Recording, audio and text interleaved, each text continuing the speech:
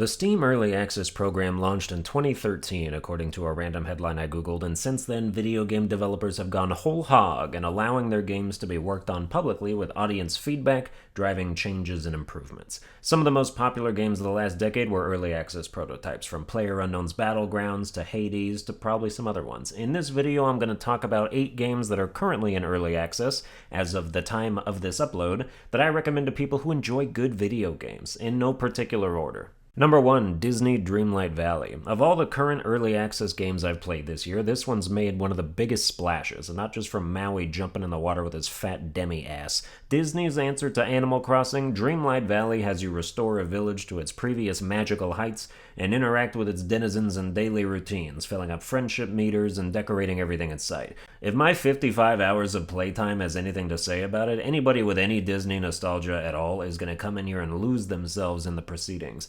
Personally, I like it better than Animal Crossing because it isn't so time-gated. Although the occasional story quest of plant this shit here and come back over the weekend does exist, it allows me to spend a full week of time burning myself out on the game before any new content has a chance to satisfy me. But it's worth the $30 of admission, or if you have Game Pass, just try it out free on there. Number 2, Ember Knights. If you played Hades and thought to yourself, that was fun, are there any other games mechanically indistinguishable from this? You're in luck, because Ember Knights is functionally Hades with a lower budget and a more cartoony coat of paint. That's not a bad thing. I played it day 1 of early access, and since then it's had about 6 months of dev time to release pretty consistent and meaningful updates. If you like games that are like other games, but you're tired of the other games in particular because you've already used and abused them for all they're worth, but still crave experiences that can scratch a similar itch in a fresh setting, then Ember Knights is the game for you. Number 3, Backpack Hero. The only game I've ever backed on Kickstarter. Backpack Hero is a turn-based roguelike with a focus on inventory management, but in an actually fun and not annoying way. Your character carries around a giant backpack of inventory slots, and the fundamental flair of the game is to use weapons and items directly out of it, sorting and moving them around to make the most effective use of your space as you can. Many items have effects based on how much space there is, or where they are located in said space, and it's a really neat concept that instantly revitalizes an otherwise complained about feature of games. How much cooler would Resident Evil be if Leon's pistol got bonus damage based on how many empty inventory slots were adjacent to it, and also if he had a humongous backpack that could store everything he wanted that he lumbered around with like Santa Claus? Maybe he'd finally have room for all the ridiculously designed keys he keeps finding. Backpack Hero is something new in a sea of derivative but still acceptable games, and it stands out as a result. Number 4, Super Auto Pets. Maybe this doesn't count because it says it's a beta, but whatever. Early access, beta. If your game's out but not out and audience feedback is a factor, it's in early access. Eat it for breakfast, lunch, and dinner.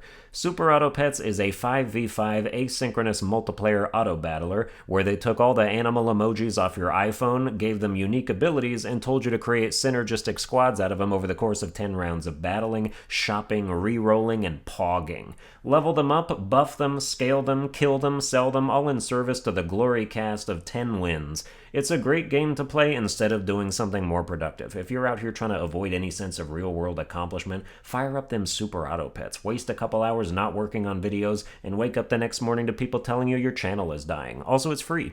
Number 5, Core Keeper. Released in early access back in March, if you're looking for a Minecrafty survival sort of grind, look no further than the 50 other games that also do that, but Core Keeper as well, because I've been having fun with this one.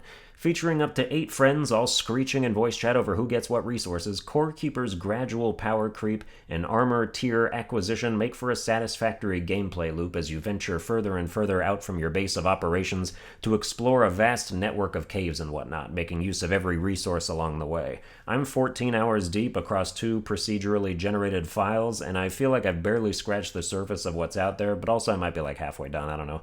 The point is, people use this formula for a reason. It works. Number 6, Phasmophobia. After its 2-year anniversary of still being in damn early access, Phasmophobia doesn't let this fact stop it from doling out updates and improving flexibility with custom settings. 48 hours of playtime later, you're still not going to catch me playing this game solo, except in this footage, my heart doesn't have a warrior's brave fighting spirit. The things I subject myself to for content truly know no bounds, but cooperatively it remains a good time. They've been adding new maps and reworking old ones, and while most Halloween horror games are a flash in the pan that fizzle out once November 1st rolls around, Phasmophobia has been relevant for multiple years, and that's a big statement. Number 7, Gloomwood. I miss a good old-school stealth game, and Gloomwood absolutely delivers that. First-person stealth is a dying genre. Pretty much only Arcane Studios has been trying to keep that alive with Dishonored and Deathloop, but Gloomwood takes it back to its roots with some modern sensibilities too, and the setting is immediately engrossing. Backstabbing a bunch of persistent coffers with Plague Doctor masks on with eyeball lasers that glow different colors depending on whether they've seen you or not.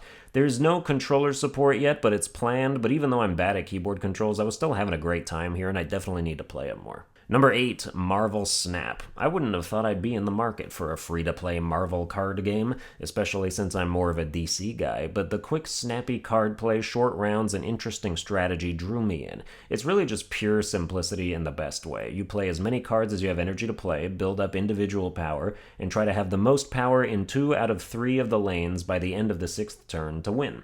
Matches are often less than 5 minutes, and getting cards you recognize is hype. Each match gives you specialized card boosters to upgrade the visual qualities of specific cards, like making them break out of their frame or turn 3D, and that in turn ups your collection rank, which is how you unlock new cards. Challenges and whatnot help you unlock other rewards, like those aforementioned boosters and upgrade materials, and you can definitely pay an absurd amount of money to unlock shit along the main path faster if you would like to actively ruin your own longevity of playing this game. Like, yay, you have endgame cards on day 3, and all it took was $1,000 and a reason to keep playing. This game pits you against bots half the time without differentiating between bots and players, so you never know for sure, but a neat little trick I discovered to figure out who the bots were was to win against them, and then if you won, it was a bot, and if you lost, it was a whale who bought out the whole collection already. Regardless, I find myself on this game for an hour or so a day until my challenges start drying up, and I think it's fun to manage the grind in shifts.